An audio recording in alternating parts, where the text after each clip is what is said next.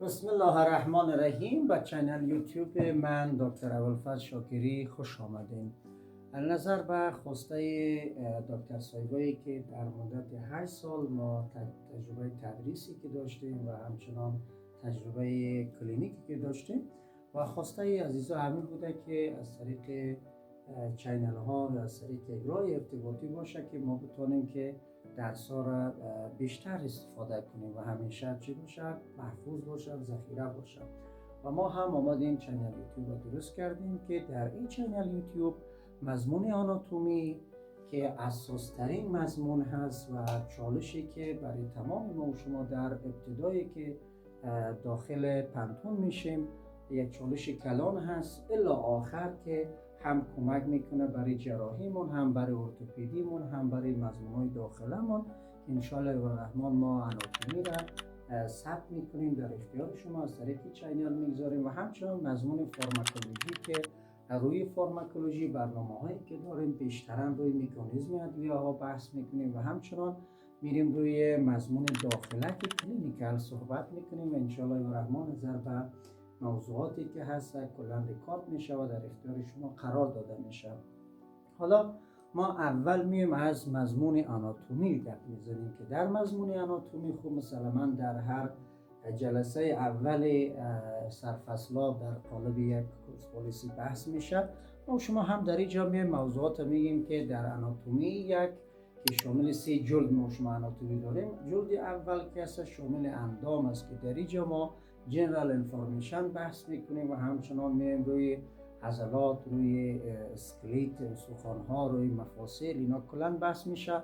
آناتومی دو که هست شامل تراکس از قفسه صدر، تراس کویتی که محتویاتش بحث میشه، همچنان ابدومینال کویتی با محتویات، پلویس کویتی با محتویات در آناتومی دو مطالعه میشه.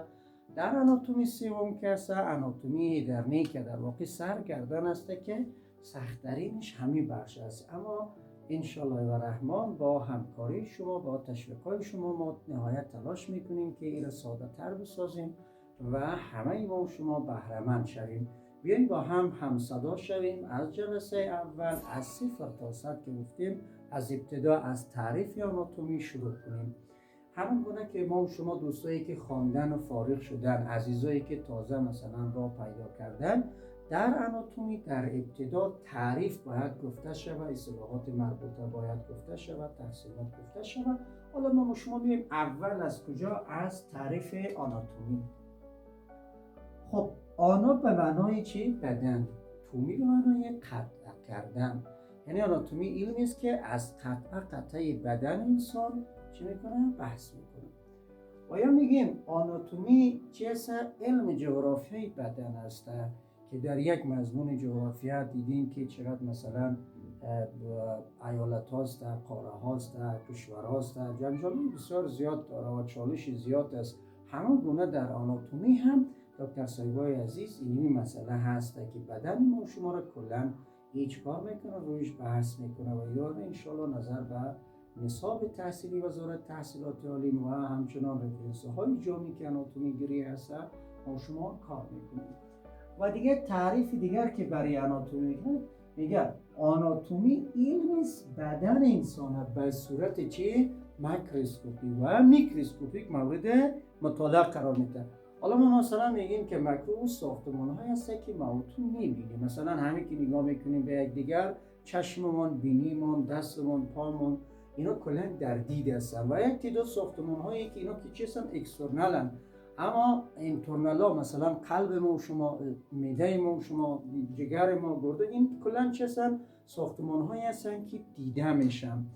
و همچنان میکروسکوپی، در میکروسکوپی اون ساختمان هایی هستن که اینا بچه‌شون دیده نمیشن که شامل سایتولوژی میشه و هیستولوژی میشه که هر کدامی از یا بحث میشه.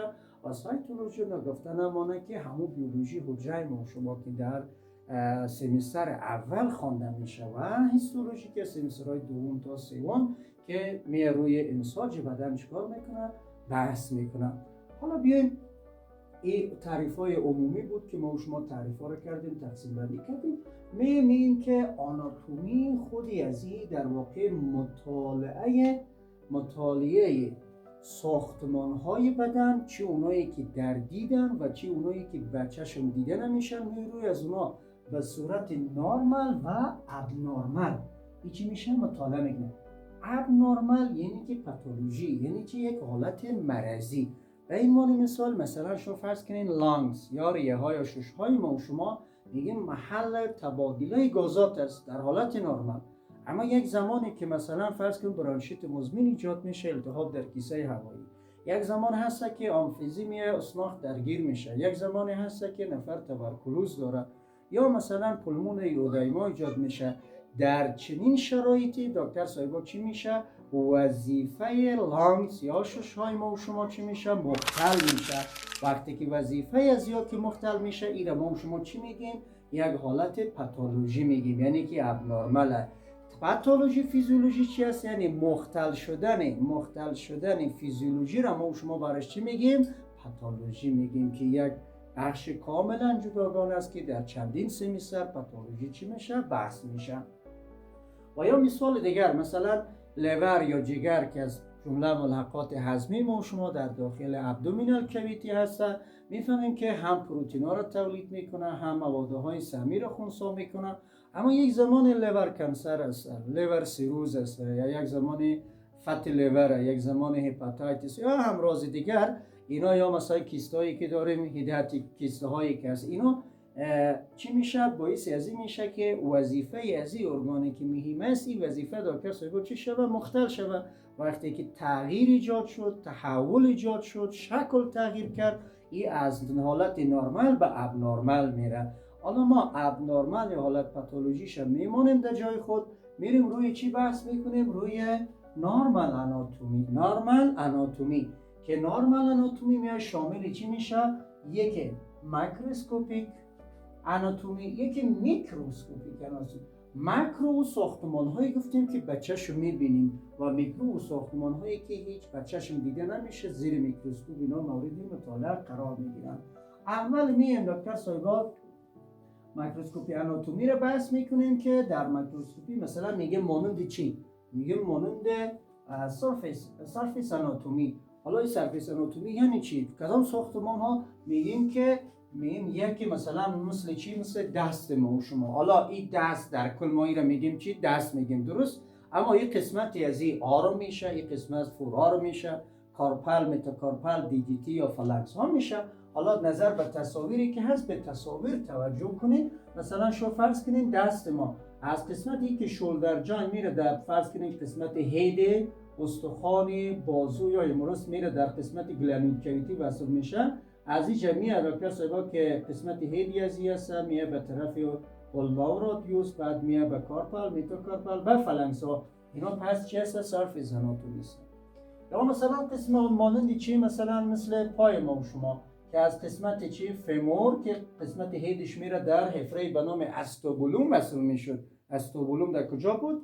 در دو طرف استخوان پلویس یا پلویک یا همون حوصله یا لگن خاصره که اینجا می آمد هپ جاینت تشکیل میداد. حالا این فیمور بعد میاد به مثلا اینجا پاتیلا داشتیم. حالا پاتیلا که یک استخوان سیزموئید بود که در حرکت چی میکرد؟ کمک میکرد. می آمدیم استخوان فیبولا تیبیا، بعد تارسال، متاتارسال تا فلکسو. پس اینا چی هستن؟ سرفیس آناتومی هستن. اما دیگه سیستمیک مانند چی؟ مانند سیستمیک آناتومی. سیستمیک آناتومی مثلا شما فرض کنید که ما شما نظر به تصاویر، حالا بیاین بازم روی تصاویر مثلا فرض کنید سیستم تنفسی ما شما که از نزل کویتی یعنی جوف بینی که علوی ترینش است یا بالاترینی از این هست شروع میشه از قسمت آپر یا سوپریور الا قسمت چی؟ رایت و لیف برانکس به قصبات و کیسه های هوایی. این کلن چی هست؟ سیستمیک آناتومی. اگر ما سیستم بفهمیم خوب مریضیش هم میفهمیم، فیزیولوژیش هم میفهمیم. یا فرض کنیم دایجستیو سیستم که از قسمت اورال کویتی شروع میشه به کجا ختم میشه؟ فرض کنیم بر قسمت لارج انتستین. اینا کلا چی هستن؟ دایجستیو سیستم. حالا این سیستم رو نگین که فقط نام گرفته شد و بحث نشد، اینا کلا چی میشه؟ مطالعه میشه.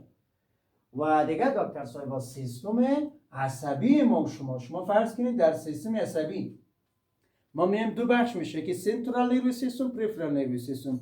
حالا اون سنترالی که میگیم فرض کنیم مثلا چی؟ برین، برین، مغز ما. و دیگه دکتر صاحب که دیگه شامل دیگه چی هست؟ میگیم اسپاینال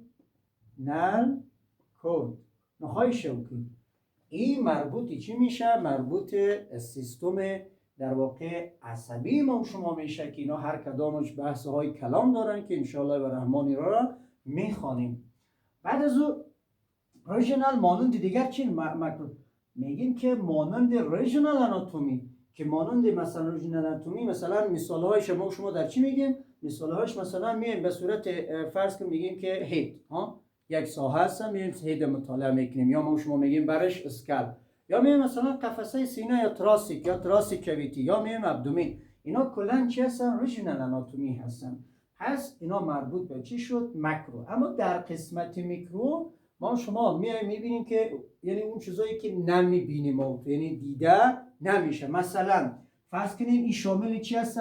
سایتولوژی میگه حجره روی حجرات چی میکنه؟ بس میکنه. مثلا فرض کنین سل و محتویاتی که در داخل حجره هستن، اینا کلا مربوط چی میشن؟ سایتولوژی، که همون بیولوژی حجره که درباره ازی در سمسترهای اول خواندیم. و انشالله و رحمان باز هم در فرض کن جاهایی که مشکل هست میتونین کامنت بگذارین و ما در خدمتتون هستیم. و همچنان هیستولوژی علم است که میاد چیکار میکنه؟ انساج بدن ما و شما را مورد مطالعه قرار میده. حالا مثلا فرض کن انساجی که نرمال هستن، هوای آرایش قرارگیری است، یا که در کنار یکدیگر قرار میگیرن و این مجموعه مثلا نسج و انساج کلش یکجای میشه تا اینکه بدن ما و شما را بسازه. مثلا مانند چی؟ نگاه کنیم به تصاویر. حالا اینکه تصاویرها خوب هستن یا مثلا خراب هستن، هدف ما این است که از این تصاویرها چیکار کنیم؟ یک چیزی رو برداشت کنیم و اون چیزی که میگیم روی تصویر رو چیکار کنیم؟ تطبیق کنیم. مثلا ما شما نروس تیشو داریم ما و همچنان چی؟ بون تیشو داریم، یا مثلا مسکولر، یا مثلا میگیم که مسل تیشو داریم، یا مثلا ما شما بر علاوه از این کانکتیو تیشو داریم، یا مثلا اپیتلیوم، نسج اپیتلیوم تیشو داریم. یعنی این مجموعه کلا مربوط به چی میشن؟ مربوط به میکرو میشه و که یک بخشی از این هیستولوژی هسته. در آخر موضوعاتی که گفته شده به صورت خلاصه ما شما در این جلسه آمدیم تعریف آناتومی، تقسیمات آناتومی، بعد آمدیم هم ماکرو هم میکرو را برای شما چیکار کردیم؟ به خوانش گرفتیم.